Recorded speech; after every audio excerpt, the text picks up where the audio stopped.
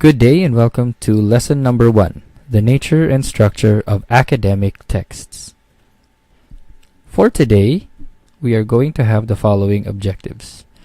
At the end of this lesson, you will be able to define academic texts, ascertain the difference of academic texts from non-academic texts, and illustrate the similarities and differences of academic and non-academic texts.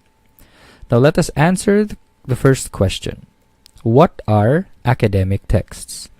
According to Mid-Michigan College, academic texts are usually written by professionals who specialize in a specific field.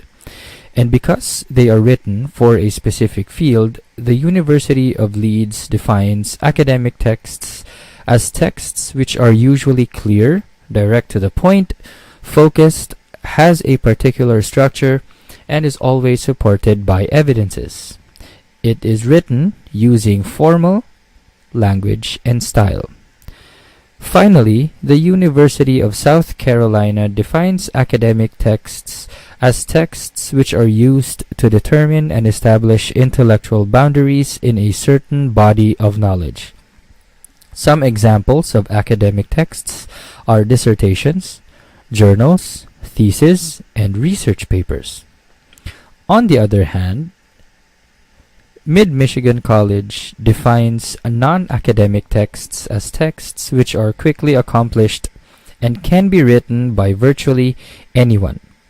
These are meant for mass consumption, and as such, the language used may be informal and may contain slang.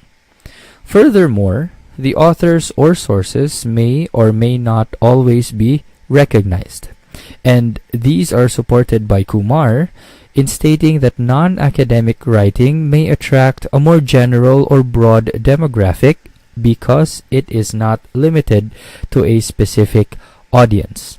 These are usually not peer-reviewed.